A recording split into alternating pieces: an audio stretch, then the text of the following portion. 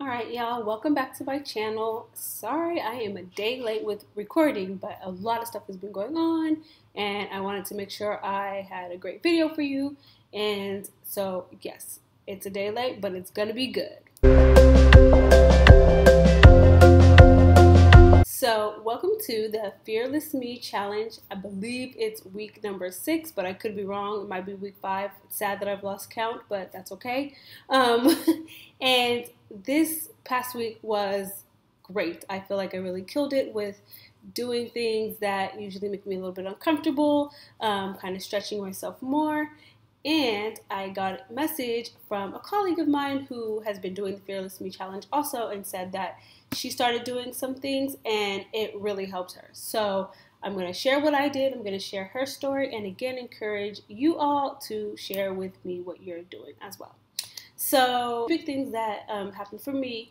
When I first moved to Israel, I wanted to learn Hebrew while also growing my business, and so I thought one way to do it is work at a nursery school. So I spent my first year and a half working at a nursery school, first as an assistant, then as a head teacher, working with 1 to 2 year olds.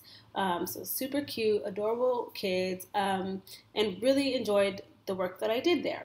So even though I said goodbye to the kids and they're gone this past May, which was just a couple months ago, my old boss sent me a message and asked me if I would like to do a training, because she thought how I handled the kids last year was amazing, and also she knows that I'm a therapist and I study child development, and she wanted me to do a training to kind of help the teachers who can help the kids, and then also help the parents kind of understanding typical developmentally appropriate behavior for 1 to 2 year olds, but also for 2 and 3 year olds.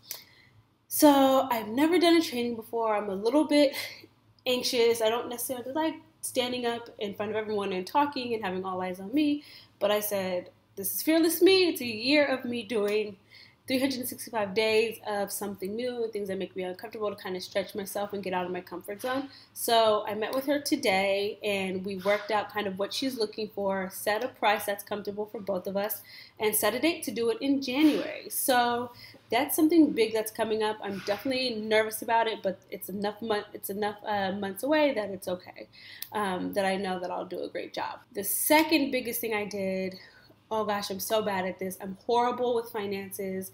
I just cannot manage to keep a budget to save my life. And I avoid looking at my bank accounts. I just avoid it so hard.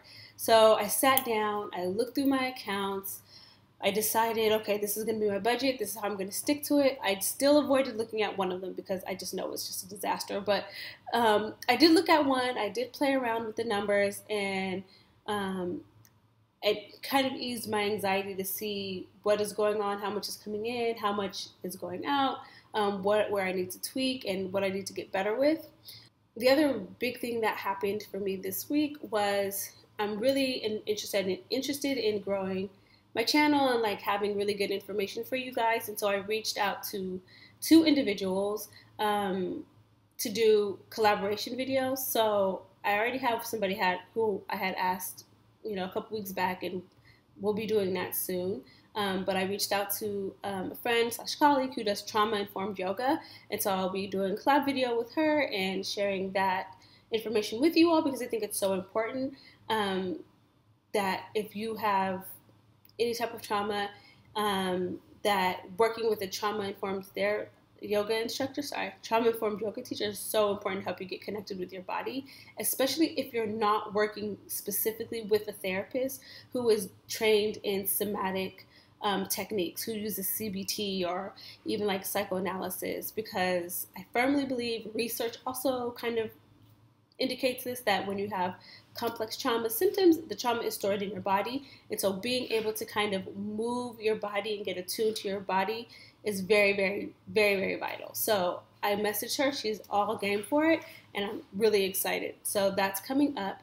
I also reached out to a colleague of mine who is a sexual abuse survivor, and they are very open and share their story.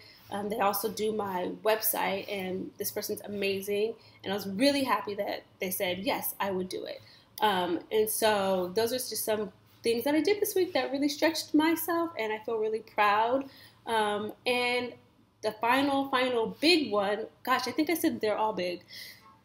Yeah, sorry, they're all big, whatever, sorry. The final one that I did, I'm really, really excited about was 365 days of coping. So it's a list of different types of coping skills that you can use. There's 365 of them, and each one targets like specific parts of your brain. It's really cool. It breaks them up into categories, focusing on like brainstem activities for self-regulation and stuff for like your limbic system, which is the emotional and the relational piece of things, and then like your cortex, which is kind of the abstract thinking part. So I broke them all up into categories, and there's 365 of them total. Link in the description box below how you can sign up so you can get that. It's totally free. You're just gonna have to plug in your email and I'll send it right to you. And I hope that you find it useful. I know that whether you just have generalized anxiety or you're a trauma survivor, these tips are really, really helpful when you just need to cope or when you're having a hard time.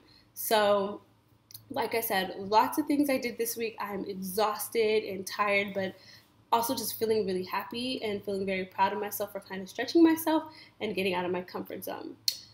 Finally, I'm going to share with you what somebody shared with me.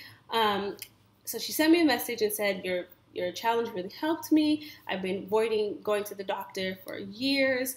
I don't like the doctor. It makes me anxious. So I went ahead and went to the doctor, and other than like a little bit with the cholesterol, I'm okay. And she's like, and it wasn't even so bad as I thought. So I wouldn't have done it had I hadn't been following your journey and seeing what you're doing and deciding, okay, I need to just do it. So she sent me a thank you, told me it was cool that I shared this with you guys, and it made me really happy that I am inspiring others, and I know others have inspired me. So I'm really happy that I got to inspire her, and I'm hoping that this is inspiring you. Please, please, please let me know what you're doing. Send me a message in the comment box below. You can send me an email, whatever. But let me know what you think about the Fearless Me Challenge. What are you doing that's fearless in your life every day or once a week or even once a month that you're really proud of? And if you want me to share it with others or share it in a video, I'd be glad to do that. So that is all I have for today. So that is all I have for today, and I will see you all on Thursday.